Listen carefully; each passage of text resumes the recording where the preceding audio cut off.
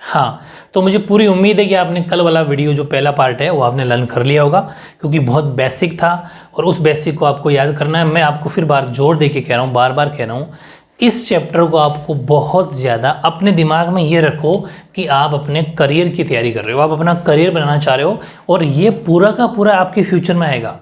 सबसे ज़्यादा important chapter है ये, ठीक है, पूरी ज्योग्राफी का बहुत इंपॉर्टेंट है। ऐसा कोई भी कॉम्पिटेटिव एग्जाम नहीं छोटे से लेके बड़े तक का जिसमें यहाँ से क्वेश्चन नहीं आता हो, ठीक है, नदियों से रिवर से।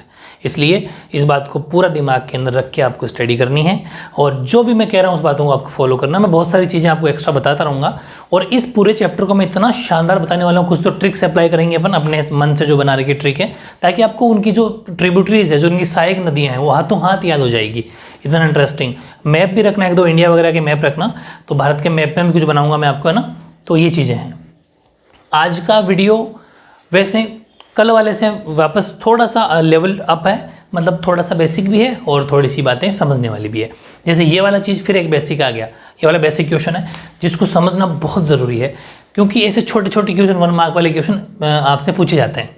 जैसे कि क्वेश्चन नंबर 13 है कि जल संभर क्षेत्र के आकार के आधार पर भारतीय अपवाद द्रोणियों को कितने भागों में बांटा गया है on the basis of discharge of water. मतलब पानी को छोड़ने की, ऐसा मान लो कि जल संभर discharge of water into how many parts are the Indian, मतलब जो अपना ड्रेनेज बेसिन्स है, भारत का जो ड्रेनेज बेसिन है उसको कितने भागों में बांटा गया है। तो वैसे कोई अलग से इसका क्वेश्चन नहीं बनता, बस इतना सा एक नॉलेज रखना है। जैसे अपन बांटते हैं ना कि ये जैसे फर्स्ट डिवीजन होती है, तो अपन ये कह दिया कि फर्स्ट डिवीजन कब बनती है, जब 60% एबव रहते हैं तो फर्स्ट डिवीजन बन जाती है, मतलब कि प्रथम श्रेणी। द्वितीय श्रेणी आई थिंक 50 के प्लस में ना, 45 से लेके 60 के बीच में, 60 से नीचे और 45 से आप ये वो सेकंड डिवीजन हो जाता है। और उससे नीचे जस्ट अगर पास हुआ है 30-45 तक तो वो थर्ड डिवीजन। समझ में आ गई, अपने 3 कैटेगरी कर दी। वैसे ही इसके जो हमारा जो इंडिया का ड्रेनेज बेसिन है, जो हमारा भारत का जो द्रोणियाँ हैं, अपवा नदियां हैं, ऐसा मान लो कि नदियां मान लो, ठीक है, जो नदियां हैं ना, उन नदियों को, रिवर्स को 3 कैटेगरी में बांटा है अपन ने, ठीक है। छोटा सा क्वेश्चन आ सकता है। 3 कैटेगरी, एक तो मेजर रिवर बेसिन, एक तो मुख्य प्रमुख नदी द्रोणी हो गई, दूसरा मीडियम रिवर बेसिन यानी कि मध्यम नदी द्रोणी हो गई, तीसरा माइनर रिवर बेसिन यानी कि लघु नदी बेसिन हो गई। 3 है। अब आप ये सोचेंगे मेजर में कितना, तो एक बार मैं फिर बता दूं, कल एक बच्चे का कमेंट आया था, मैं कमेंट देखता जरूर हूँ, चाहे रिप्लाई ना दे पाऊँ, लेकिन सबके कमेंट मैं चेक कर लेता हूँ। तो आपको जो भी प्रॉब्लम आए आप कमेंट कर दिया करो, बहुत अच्छी बात है। उस बच्चे ने पूछा था कि थोड़ा कैचमेंट एरिया के अंदर कुछ प्रॉब्लम थी आई थिंक उनके। तो कैचमेंट एरिया में आपको टेंशन लेने की जरूरत नहीं है, बिल्कुल सिंपल है। कैचमेंट एरिया बताता हूँ मैं आपको, कैचमेंट एरिया क्या होता है ध्यान से समझना। कैचमेंट एरिया का मतलब हिंदी में बोलते हैं अपवाद क्षेत्र। जैसे कि ये एक नदी है, पूरी बात को समझना है ना, बहुत ईजी है और बिल्कुल उनके बिल्कुल क्वेश्चन जो भी बने बिल्कुल आप मुझे कमेंट करिए, हर का आपको मैं जवाब दूंगा, पूरी कोशिश करूंगा। ये जैसे नदी चल रही है, इस नदी की यहाँ से लेके यहाँ तक की जो ये चौड़ाई हो गई, ठीक है, जितनी भी है, जितनी भी इसकी चौड़ाई है, मान लेते हैं कि बड़ी नदी है और 100 मीटर की चौड़ाई है, मान लेते हैं 100 मीटर 500 मीटर कोई भी हो सकती है, और ये तो इसकी ब्रेथ हो गई, चौड़ाई हो गई और ऐसे फ्लो में चल रही है। तो इसका ये 100 और लंबाई मान लेते हैं सपोज 1100, 1100 लंबी है और 100 चौड़ी है। तो 1100 मल्टीप्लाई बाय 100 मतलब आयताकार एक रेक्टेंगल की शेप बन गई। तो जितना एरिया उसने लिया, मतलब ऐसा मान लो, सिंपल है समझा दूं, कि जितनी जमीन के ऊपर ऊपर वो चली, कितनी जमीन उसने अपने साथ में वो मतलब वो खुद लेती है, बस वो जितनी जगह वो घेरती है वो उसका अपवाद क्षेत्र कहलाता है, कैचमेंट एरिया कहलाता है। सिंपल है, यानी कि 1100 को मल्टीप्लाई कर दो आप 100 से, तो कितने जीरो हो जाएंगे, 4 जीरो, 2 जीरो इसके, 2 जीरो इसके, यानी कि अगर मैं इसको बोलूँ 1,10,000, तो 1,10,000 किलोमीटर स्क्वायर इसका कैचमेंट एरिया हो गया, ठीक है। यानी कि इतनी जगह इसने घेर ली, इतनी जगह ले ली। जैसे ऐसा मान लो कि एक कार है, कार अपने घर में पार्किंग में खड़ी है, तो उसने कितनी जगह घेरी, बस वो उसका कैचमेंट एरिया हो गया। ऐसे तो बहुत सिंपल है, आपका आई थिंक आपके डाउट क्लियर हो गया होगा, ठीक है। तो ये चीज़ थी, बस वही इसमें है। तो जिस नदी बेसिन का, जिस रिवर बेसिन का कैचमेंट एरिया अगर 20,000 स्क्वायर किलोमीटर से ज़्यादा है, 20,000, जैसे अपन अभी 1,10,000 निकाला ना, तो एक मेजर रिवर हो गई है, वैसे ही 20,000 स्क्वायर किलोमीटर से अगर ज़्यादा है तो वो मेजर रिवर बेसिन कहलाएगा। और जिसका 2,000 से लेके 20,000 तक है तो वो मीडियम कहलाएगा, और जिसका 2,000 से कम है तो वो बिल्कुल भी कम, मतलब माइनर रिवर, जिसमें छोटे मोटे अच्छे खासे अगर नाले भी हैं तो वो भी इसके अंदर आ जाते हैं। जितने भी छोटी मोटी नदियाँ नाले सब आते हैं ना, वो इस माइनर में आ जाते हैं। बस मोटा मोटी तो आपको ये याद करना है, 20,000 से ऊपर मेजर यानी कि प्रमुख, और फिर 2,000 से लेके 20,000 तक वो आपका मीडियम यानी कि मध्यम, और 2,000 से नीचे यानी कि माइनर यानी कि हिंदी में लघु, लघु नदी। बस सिंपल बात ये है, बहुत ज़रूरी समझना है इसको, क्योंकि ऐसे क्वेश्चन आपके लेवल पे आते हैं कि इनमें आपसे पूछता है। तो अपन एक एक बात करते हैं पहले कि जल संभर क्षेत्र के, अच्छा ये भी ध्यान रखना किन के बेस पे, जल संभर यानी कि basis of discharge of water, इस पे कल वाले की बात की थी वो अलग था, ये अलग है और ये अलग है, अलग अलग डिवीजन है इनका। 3 भागों में बांटा जा सकता है इस आधार पर, ठीक है। पहला, प्रमुख नदी द्रोणी जिनका अपवाह क्षेत्र 20,000 वर्ग किलोमीटर से ज़्यादा हो, ठीक है। अब divide into 3 types, major river basin whose drainage system with more than 20,000 square kilometer, ठीक है, ऑफ कैचमेंट एरिया। अब बात आई कि इसके अंदर ऐसी भारत की प्रमुख 14 रिवर्स ऐसी हैं जो इस मेजर रिवर बेसिन के अंदर आती है, लेकिन कहीं पर भी पूरी 14 याद करने की जरूरत बिल्कुल नहीं है। क्यों? क्योंकि जिस दिन आप नदियां पूरी पढ़ लोगे ऑटोमेटिक निकल के आ जाए, क्योंकि आपको सबका कैचमेंट एरिया तो याद करना ही पड़ेगा। हालांकि अभी आपका इतना लेवल नहीं है, लेकिन आप कॉम्पिटेटिव एग्जाम की तैयारी करोगे तो हर नदी का कैचमेंट एरिया, उसकी लंबाई, किन किन राज्यों में चलती है, कहाँ कहाँ है, उसकी कौन कौन सी ट्रिब्यूटरी है, उसकी सहायक नदियाँ हैं, कहाँ से निकलती है, कहाँ को जाके खत्म होती है, वो सब पढ़ोगे तो ऑटोमेटिक याद हो जाएगा कि कौन कौन सी 20,000 से ऊपर है। इसलिए अलग से बिल्कुल मत याद करना, बिल्कुल मत रटना, लेकिन हाँ अभी 2-4 याद कर लेना, क्योंकि अभी आपके एग्जाम में लिखना है, ठीक है। क्योंकि अभी वो लेवल तो आपका उतना तो है नहीं, लेकिन फिर भी मैं पूरी कोशिश करूंगा आपको उस लेवल तक ले जाने की, ठीक है ना। एक्स्ट्रा बातें पढ़ेंगे थोड़ी आपको, इसलिए मैं कहता हूँ रजिस्टर अलग बनाना। तो 14 नदियाँ ऐसी है 14, उसमें जो इसके अंदर आती है, पहली गंगा, ब्रह्मपुत्र, कृष्णा, तापी, नर्मदा, माही, पौनार, साबरमती, बराक एक्सेट्रा। कोई भी 3-4 याद कर लेना बस, और इजीली ये आपके सुनी हुई गंगा, कृष्णा, नर्मदा, माही, ब्रह्मपुत्र, तापी, ये सब सुनी हुई आई थिंक आपके, तो यह इसका आंसर हो जाएगा। It includes 14 drainage basins such as the Ganga, the Brahmaputra, the Krishna, the Tapi, the Narmada, the Mahi, the Penor, है ना, the Sabarmati, the Barak, etc. ये हो गई अपने मेजर रिवर बेसिन हो गया। अब हम बात करते हैं नंबर 2, मध्यम द्रोणी, ठीक है, नदी द्रोणी यानी कि medium river basin, whose drainage system with catchment area between 2,000 to 20,000 square kilometer, ठीक है, यानी कि जिसका अपवाह क्षेत्र 2,000 से लेके 20,000 वर्ग किलोमीटर के बीच में होता है। ऐसी 44 रिवर है, तो 44 नदियाँ यहाँ थोड़ी ना करना चाहोगे, नहीं, बस इतना ही कि ऐसी 44 नदियाँ द्रोणियाँ हैं, जो कौन कौन सी है, जैसे कालिंदी है, पेरियार है, मेघना है, बस 2-3 एग्जाम्पल बहुत है। 44 इनकॉर्पोरेटिंग 44, ये पूरा कर लेना, यहाँ तक स्पेलिंग पूरी हुई है ना। 44 river basin such as the Kalindi, the Periyar और द मेघना एक्सेट्रा, ये वो हैं जो 2,000 से 20,000 के बीच वाली है, वो 20,000 से ऊपर है। अब बात करते हैं तीसरी, लघु नदी द्रोणी, इनका जिनका अपवाह क्षेत्र 2,000 वर्ग किलोमीटर से कम है, ठीक है। इसमें कम बारिश होती है, न्यून वर्षा के क्षेत्रों में बहने वाली बहुत सी नदियाँ इसके अंदर, जो कम बारिश के क्षेत्र में, क्योंकि जहाँ बारिश कम होगी वहाँ नदियाँ भी छोटी होगी, तो छोटे छोटे रिवर हैं, बड़े बड़े नाले भी इसके अंदर शामिल हो जाते हैं। तो माइनर रिवर बेसिन हो गया, whose drainage system with catchment area of less than 2,000 square kilometer, include fairly good number of rivers flowing in the area of low rainfall, जहाँ पर भी कम बारिश होती है उनकी सारी नदियाँ इसके अंदर आ जाती है, क्योंकि उन सब का कैचमेंट एरिया 2,000 से कम ही होता है, ठीक है। किसी के भी नाम नहीं लिखना, अनलिमिटेड है, कितनी बहुत सारी छोटी छोटी नदियाँ हैं, खूब सारी देसी जो सूख गई, खूब सारी जब बारिश आता तभी चलती है, वरना बिल्कुल सूखी रहती है, तो कितने नाम लिख देना, कोई फर्क नहीं पड़ता, बुक में नहीं है तो नहीं, उसकी जरूरत नहीं है। वैसे बहुत सारी छोटी छोटी नदियाँ, वैसे मैं आपको जब कराऊंगा ना, जैसे ये बड़ी बड़ी मेजर नदियाँ अपन पढ़ेंगे, जैसे सिंधु अपवाह तंत्र पढ़ेंगे जब, यानी कि इंडस ड्रेनेज सिस्टम जो पढ़ेंगे, उसमें बहुत सारी छोटी छोटी नदियाँ पढ़ेंगे, तो वो एग्जाम्पल डाल देना अच्छा हो तो, ठीक है। वैसे रटना अलग से कुछ भी नहीं है, मतलब समझना मैं जो कह रहा हूँ उस बात को। चलो ये कुछ बातें थी, अब एक्चुअल जो लेवल है वो यहाँ से स्टार्ट हो जाता है, क्वेश्चन नंबर 14 से, ठीक है। यहाँ से कॉम्पिटिटिव एग्जाम के अंदर क्वेश्चन पक्का 101%, और रिटर्न एग्जाम के अंदर 7 से 8-10 नंबर का क्वेश्चन बढ़ा, ठीक है। ये पूरी तैयारी रखनी है आपको।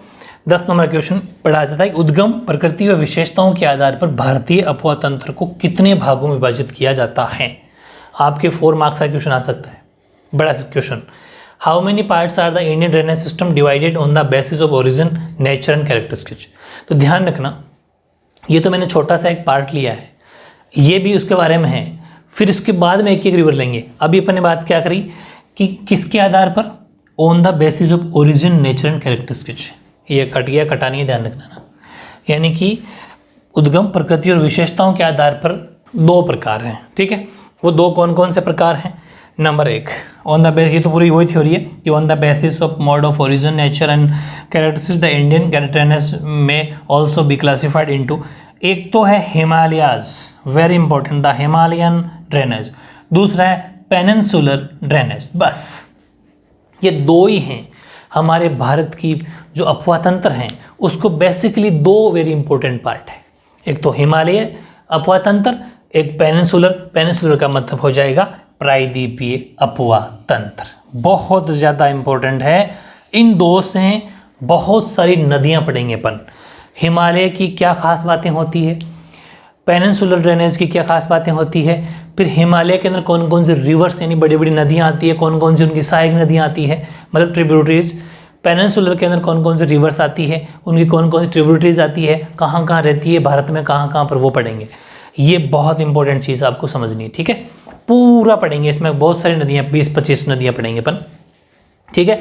तो बस मेन जो अपना चैप्टर था ना, अपवाह तंत्र, तो भारत का अपवाह तंत्र के ये दो मेजर प्रकार है, इन दो प्रकारों के अंदर बांटा गया है भारत की नदियों को, ठीक है।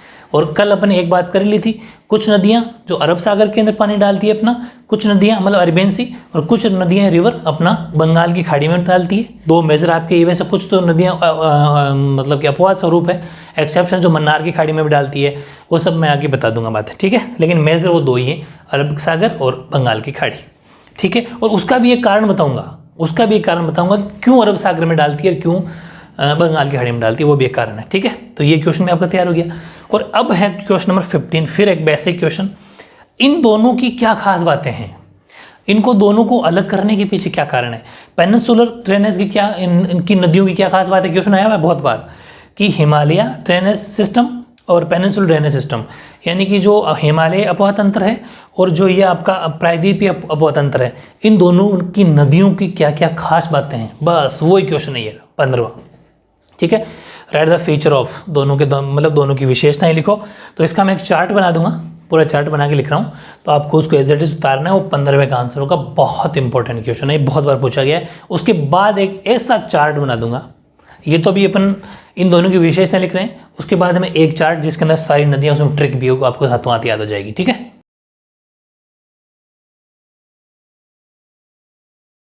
हाँ, अब देखो बहुत मेहनत की है मैंने इन दोनों को बनाने में। ये जो एक चार्ट मिल रहा है आपको भी ऐसा ही आपके रजिस्टर के अंदर उतारना है, ठीक है। तो इस मेहनत को आपको, जो मैं मेहनत कर रहा हूँ आपके लिए, ये ऐसी पहली बात तो ये कि ऐसी मेहनत आपको कहीं मिलेगी नहीं, लेकिन आपको अगर इस मेहनत का फ़ायदा उठाना है इस चीज़ का, तब आगे जाके मतलब मेरी मेहनत कहते हैं ना सक्सेस होगी, अगर आप इसका फ़ायदा उठाते हो तो। मेन चीज़ क्या है कि दोनों लैंग्वेज, इस दोनों लैंग्वेज बार बार जो कह रहा हूँ, ये आगे पता चलेगा कितने काम की चीज़ है, ठीक है। तो जो हिंदी मीडियम के स्टूडेंट है वो भी इंग्लिश सीख सकता है और इंग्लिश के अंदर अपना पेपर करके आ सकता है आगे के एग्जाम में। ये एक मौका है आपके पास, और इंग्लिश वाले हिंदी में समझने में ईजी रहता है, दोनों ठीक रहेगा। अब अपन ने बात की थी क्वेश्चन नंबर 15 की कि हिमालय अपवाह और प्रायद्वीपीय अपवाह, यानी कि पेनिनसुलर ड्रेनेज सिस्टम और द हिमालय ड्रेनेज सिस्टम, इन दोनों के अंदर क्या मेनली दोनों की क्या क्या खास बातें हैं। तो मैंने दोनों को ऐसे ही आपको लिखना है, ठीक है। हिंदी वाले हिंदी में लिख लेंगे, इंग्लिश वाले इंग्लिश में लिख लेंगे। 6-6, 7-7 पॉइंट मिनिमम लिखना है दोनों के अंदर। जैसा कि पहला, कुछ तो ऐसे हैं मैंने बराबर में इसलिए लिखे हैं कि कुछ ऐसे हैं जो इसके साथ में ये याद हो जाएंगे, कुछ डिफरेंट है, क्योंकि डिफरेंट तो है ही, वरना तो फिर सेम ही हो जाते, ठीक है। पहला जैसे ये है कि जो हिमालय अपवाह तंत्र की जो नदियाँ हैं ना, जो रिवर्स है ना, वो मुख्यतः गंगा है, सिंधु है और ब्रह्मपुत्र नदियाँ, इनकी मेन इसकी नदियाँ इसमें शामिल होती है, ठीक है। यानी कि it mainly includes the Ganga, the Brahmaputra reverse basins, वो इसके अंदर आती है मेनली। इसकी बात की जाए प्रायद्वीपीय की, तो इसमें मुख्यतः चंबल हैं, गंगा हैं, सिंध बेतवा, गंगा इसकी खैर, चंबल, सिंध, बेतवा, केन, महानदी, गोदावरी, कृष्णा, कावेरी आदि शामिल इसके अंदर है। यानी कि it mainly includes the Chambal, the Sindh, the Betwa, ठीक है, BETWA, the Ken, the Mahanadi, the Godavari, the Krishna, the Kaveri etcetera rivers basins इसके अंदर आ जाते हैं। पूरी याद ना हो तो बिल्कुल याद करने की जरूरत नहीं है, 3-4 याद कर लेना, बस रटने की बिल्कुल भी जरूरत नहीं है। मैक्सिमम 3 तो हो जानी चाहिए, 3 या 4, ठीक है, मिनिमम। आगे देखो, एक बात समझ में आ गई, इनमें कौन सी नदियाँ आती है, इनमें कौन सी नदी आती है, एक बात समझ में आ गई। दूसरी बात, यहाँ की नदियाँ 12मासी है। 12मासी का मतलब पूरे 12 महीने चलती है। क्यों? क्योंकि एक तो इनको बर्फ़ पिघलने से पानी मिल जाता है, एक वृषण, ध्यान से समझना, ज्योग्राफी का वृषण अलग है, साइंस का वृषण अलग है। ज्योग्राफी के अंदर वृषण का मतलब होता है एज लाइक बारिश, एज लाइक बारिश होना, कि पानी एवेपोरेट होकर बादल बनते हैं, बादल से जो बारिश होती है वो, तो दोनों ही है। बर्फ़ पिघलता है तो भी इनको पानी मिल जाता है, और बारिश हो जाती है, इन दोनों पर निर्भर रहती है यहाँ की नदियाँ, इसलिए पूरे 12 महीने चलती है, ठीक है। यानी कि since these are late both the melting of snow and precipitation rivers, ये पूरा एक ही स्पेलिंग है, ठीक है, वृषण, precipitation rivers of these system are perennial. Perennial का मतलब 12मासी होना, पूरे 12 महीने बहती है, मतलब ये नदियाँ सूखती नहीं है, पूरे 12 महीना कंटिन्यू चलती है। यहाँ की नदियाँ हैं ना वो 12मासी नहीं है, ये 12मासी नहीं है, छोटी नदियाँ होती है, बारिश पर डिपेंड है, बारिश होती है तो होती है वरना नहीं, ठीक है। तो ये सिर्फ और सिर्फ 12मासी नदियाँ हैं, क्योंकि पठारों में चलती है, प्लेटूज में चलती है। ये जो है ना, ये नदियाँ मुख्यतः, ये इनकी वजह क्या है कि बर्फ़ पिघलती, मतलब ये पूरे पहाड़ी इलाकों से चलती है, जैसे हिमालय से निकलती है, तो हिमालय के अंदर बर्फ़ जमा होता है तो कंटिन्यू, लेकिन ये पठारों में चलती है, छोटे छोटे पठारों से होती है, बारिश पर डिपेंड है, छोटी नदियाँ हैं, ठीक है। तो ये नदियाँ 12मासी नहीं है, लेकिन अपवाद हैं, लिखा है मैंने साइड में, ध्यान रखना, अपवाद नर्मदा और तापी, ये 2 ऐसी नदियाँ जो 12 महीने चलती है, ठीक है, बस, बाकी तो ये 12 महीने नहीं चलती।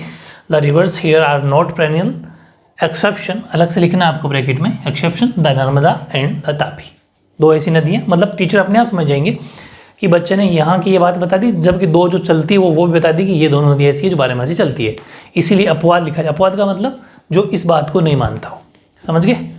नेक्स्ट, ये नदियाँ गहरे महागड्ढों से गुजरती है, बड़े बड़े गड्ढे होते हैं ना, ठीक है, गियंट गोर्जेस, उनसे गुजरती है, जो हिमालय के उत्थान के साथ साथ अपरदन क्रिया द्वारा बनते हैं। निर्मित का मतलब बनते हैं, बताता हूँ। देखो, हिमालय है, हिमालय के अंदर बड़े बड़े पत्थरों का टूटना, बर्फ़ पिघलना, तो उनसे क्या होता है, जो पिघलता है तो गहरे गर्त बन जाती है, ठीक है, यानी कि गहरी गर्त बन जाती है, गॉर्जेस बन जाती है, तो उससे क्या होता है, अपरदन की क्रिया होती है। कैसे? कि जैसे वो ऐसे पिघलेंगे, चलेंगे तो थोड़ी मिट्टी का कटाव होगा, ठीक है, कटाव का अपरदन होगा, तो इनमें क्या होता है, गहरे गहरे गड्ढे पड़ जाते हैं। तो ये नदियाँ गहरे गड्ढों में ऐसे होती हुई निकलती है, पानी तो सब जगह जा ही जाएगा, ठीक है, तो ध्यान रखना, उनमें गहरे महागड्ढों से गुजरती है, जो हिमालय, अच्छा, ये गड्ढे किस वजह से बनते हैं, वो हिमालय के उत्थान के साथ साथ अपरदन यानी कटाव की वजह से बनते हैं। इसकी इंग्लिश नीचे है, these reverse pass through the giant gorges curved out by the erosional, erosional का मतलब, जो इरोजन का मतलब अपरदन होना, erosional activity carried on simultaneously, ठीक है, साइमल्टेनियसली का मतलब साथ साथ, सिंपल है। तो इस तरीके से ये अपना तीसरी बात हो गई। इसकी तीसरी बात अलग है, अब 2 ही पॉइंट सेम थे, इसलिए अपन अब इसके साथ नहीं पढ़ेंगे, इनको अलग पढ़ेंगे। अब वापस इस पर आ जाओ वापस। चौथी बात, ये नदियाँ अपने पर्वतीय मार्ग में वी आकार की घाटियाँ, जल प्रपात, शिप्रिकाएँ भी बनाती हैं। देखो, वी आकार का मतलब ये है कि जैसे ये हिमालय है, ठीक है, अब ये नदियाँ ऐसे पिघलेगी, ऐसे बर्फ़ पानी गिरेगा, तो ये इधर गिरेगी, फिर इधर गिरेगी, ये ऐसे गिरेगी, मतलब एक वी शेप की डिज़ाइन में ये बन जाती है नदियाँ जब भी निकलती है, तो एक वी आकार की घाटियाँ बना लेती है। जलप्रपात में वाटरफॉल होते हैं, ठीक है, मतलब सारी नदियों के छोटे छोटे पार्ट है। और शिप्रिकाओं का आपको डायग्राम दिख रहा होगा, ये ऐसी शिप्रिकाएँ होती है। बाकी घाटियाँ और जलप्रपात तो आपने नाम सुना होगा, और वैसे भी घाटियाँ और जलप्रपात आगे अगर अपने कोर्स में आएंगे तो अपन इसको पढ़ लेंगे अच्छे से, वाटरफॉल्स वगैरह क्या होते हैं। तो these rivers also form V shaped valleys waterfalls in their mountains curves, ठीक है। फिर 5वीं की इसकी खास बात क्या है कि जब ये मैदान में प्रवेश करती हैं तो निक्षेपणात्मक स्थलाकृतियाँ, जैसे कि समतल घाटियाँ, बाढ़ग्रस्त मैदान और नदी के मुहाने पर डेल्टा का निर्माण करती हैं। डेल्टा क्या होता है मैंने बता दिया था कि नदियाँ चलती है तो अपने पीछे थोड़ा थोड़ा अवक्षेप या सेडिमेंट छोड़ते चली जाती है और वो वहाँ पर ऐसे डेल्टा बन जाता है। वो मैंने आपको बता दिया था।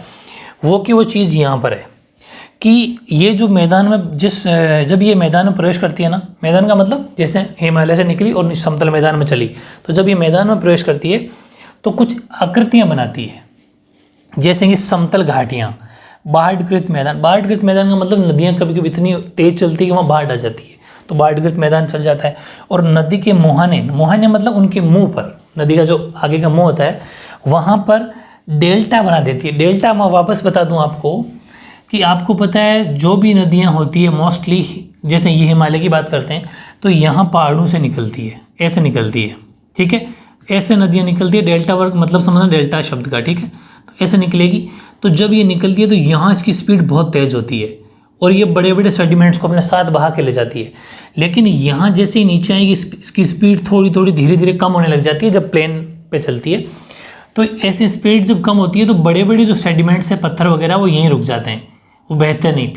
फिर और स्पीड कम तो और धीरे धीरे छोटे भी रुकने लग जाते हैं, लास्ट में जाती जाती है यहाँ ख़त्म हो जाती है, जैसे बंगाल की खाड़ी में कहीं गिर जाती है तो यहाँ तक धीरे धीरे फिर जाके ख़त्म सी हो जाती है। तो फिर भी पीछे सेडिमेंट छोड़ती चली जाती है। तो ये जो सेडिमेंट्स होते हैं ये डेल्टा कहलाते हैं, ये डेल्टा बन जाते हैं वहाँ पर। और ये बड़े उपजाऊ होते हैं, बड़ी फर्टाइल ज़मीन होती है, यहाँ पर खेती बहुत शानदार होती है, ठीक है। ये चीज़ें वैसे 10th वाला चैप्टर मैंने ज्योग्राफी में पढ़ा रहा हूँ तो उसमें आप और पढ़ सकते हो, ये चीज़ें वहाँ मैंने बताई है, ठीक है। चलो, तो फिर नदी के मुहाने पर डेल्टा का निर्माण करती है, यानी कि while entering the plains they form depositional features like flat valley, flood plains. Flood plains का मतलब बाढ़कृत मैदान, deltas near the river mouth, नदियों के मुंह पर डेल्टाज बना देती है, माउथ पर। लास्ट छठा पॉइंट, इन नदियों का रास्ता टेढ़ा, ये वेरी इंपॉर्टेंट है, ये काफ़ी बार कॉम्पिटेटिव एग्जाम में पूछा गया है कि इन नदियों का रास्ता टेढ़ा मेढ़ा है, परंतु मैदानी क्षेत्र में इनमें सर्पाकार मार्ग में बहने की प्रवृत्ति पाई जाती है और ये अपना रास्ता बदलती रहती है। मतलब मैं एक बात बताऊँ आपको, बहुत इंपॉर्टेंट पॉइंट छठा, कि इन नदियों का रास्ता टेढ़ा मेढ़ा होता है। टेढ़ा मेढ़ा मतलब ऐसे चलती है, सर्पाकार, सर्प की शेप में चलती है, ऐसे है ना। तो ये नदियाँ सर्पाकार चलती है और अपना रास्ता बदलती रहती है, ठीक है। इसीलिए एक इसमें एक बताऊंगा आपको नेक्स्ट, बंगाल का शोक यानी कि सोर ऑफ बंगाल, कोसी नदी को बोला जाता है। वो कोसी रिवर इसी की है। वो क्या है कि वो अपना ऐसे टेढ़ी मेढ़ी चलने से कुछ रुकावटें आ जाती है और वो बंगाल के अंदर आना बंद हो जाती है, इसीलिए उसको बंगाल का शोक कहते हैं, ठीक है। मतलब धोखा दे देती है ये यहाँ की जो नदियाँ होती है, सर्पाकार चलती है। अभी बताऊंगा वो एक चीज़, नेक्स्ट क्वेश्चन लूँगा मैं, तो आपको डाउट क्लियर हो जाएंगे। लेकिन अभी आपको ये समझना है कि इन नदियों का रास्ता टेढ़ा मेढ़ा है, परंतु मैदानी क्षेत्र में इनकी सर्पाकार मार्ग में बहने की प्रवृत्ति पाई जाती है और अपना रास्ता चलते ही बदलती रहती है, ठीक है। बड़ी धोखेबाज है ये। तो in the Himalayan reaches the course of these rivers is highly tortuous but ever the plains they display a strong meandering, ये होती है सर्पाकार का मतलब, मैंडरिंग टेंडेंसी मतलब सर्पाकार में चलना, and shift their course frequently, अपना रास्ता बदलती रहती है। ये 6 बातें हो गई हिमालय अपतंत्र की। प्रायद्वीपीय अपतंत्र में 2 बातें अपन इन दोनों की सेम थी, मतलब इसकी अलग, लेकिन मतलब दोनों को एक साथ पढ़ लिया था। तीसरा, ये जो नदियाँ हैं ना, आप अगर लिखना चाहो और बढ़ा के 7वां पॉइंट, तो ये नदियाँ हैं ना पहाड़ी क्षेत्र में चलती है, जबकि ये नदियाँ पठारी क्षेत्र में बहती है। अतः ये वृद्धावस्था प्रौढ़ावस्था में होती है। मतलब ये तो हम हिमालय एक पहाड़ है, वहाँ से निकलती है, ये छोटे मोटे पठारों से निकलती है, प्लेटूज से, इसलिए। और दूसरी बात, अतः ये वृद्धावस्था में होती है, मतलब ये बुजुर्ग है, प्रौढ़ावस्था में है थोड़ी, ठीक है। तो ये भी ध्यान रखना, जबकि ये नहीं है। दीज रिवर्स, इनका फ्लो भी तेज होता है, इनका फ्लो स्लो है, कम है, स्पीड कम है, क्योंकि ये इसीलिए इनको वृद्धावस्था में बोला जाता है।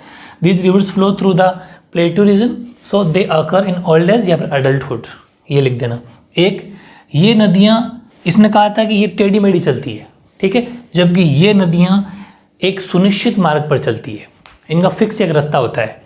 These rivers are characterised by fixed course, इसमें सर्पाकार मार्ग में बहने की प्रवृत्ति नहीं पाई जाती, ध्यान रखना, नहीं पाई जाती। They did not have a tendency to flow in a meanders, यानी कि ये इस जैसे ये तो इसको भी आप इससे लिंक करा सकते हो, ये सर्पाकार में चलती है, ये नहीं चलती, ये टेढ़ी मेढ़ी चलती है, ये सीधी मार्ग में चलती है, ठीक है। तो ऐसे ही 4 पॉइंट आपको ऐसे याद हो जाएंगे। फिर छठा, नर्मदा और तापी, अगर 2 नदियों को छोड़ दें, नर्मदा और तापी, क्योंकि ये इसी की नदियाँ हैं, ठीक है, तो नर्मदा और तापी को छोड़कर अधिकतर जो प्रायद्वीपीय नदियाँ हैं, मतलब जो ये पेनिनसुलर टेरेन सिस्टम की जो रिवर हैं, वो पश्चिम से पूर्व की ओर चलती है, पश्चिम से पूर्व की ओर चलती है। ध्यान रखना, इन 2 को छोड़ के, ये पश्चिम से पूर्व नहीं चलती, बताऊंगा ये किधर चलती है, इसके बारे में अपना आगे स्टडी करेंगे। Most of the major peninsular rivers except Narmada and Tapi flow from west to east, पश्चिम से पूर्व, इन दो को छोड़ के बाकी सब की सब लगभग ऑलमोस्ट पश्चिम से पूर्व नदियाँ बहती है। ये खास बात है। एक खास बात और लिखी अपने कि इस अपवाह तंत्र की नदियों का मार्ग है ना वो छोटा होता है। वो तो मैंने आपको स्टार्टिंग बता दिया कि नदियाँ थोड़ी छोटी होती है, मार्ग भी छोटा होता है, तथा इनमें जल की मात्रा भी कम होती है, सीमित होती है, क्योंकि बारिश पर डिपेंड है। ये तो बारिश पर भी है, बर्फ़ भी पिघल के पानी मिल जाता है, यहाँ ऐसा नहीं है, सिर्फ बारिश पर डिपेंड है, छोटी इसीलिए तो सीमित होती है, पानी की मात्रा कम होती है। The course of the reverse of this drainage system is short and the amount of water in dam is also limited. तो बहुत ही तगड़ा आंसर लिखा है मैंने आपके लिए। ऐसा कैसे एग्जाम में दोनों को ऐसे बीच में लाइन खींच के आपको लिख के आना है। अगर एग्जाम के अंदर ये क्वेश्चन आ जाता है, काफ़ी बार पूछा गया है, और वरना कॉम्पिटेटिव एग्जाम में तो ये हद से ज़्यादा इंपॉर्टेंट है। बहुत ही इंपॉर्टेंट क्वेश्चन आपके था। अब मैं एक दो क्वेश्चन और लेता हूँ, जैसे बंगाल के सौरव वगैरह किसे कहते हैं, बंगाल का शोक, ठीक है।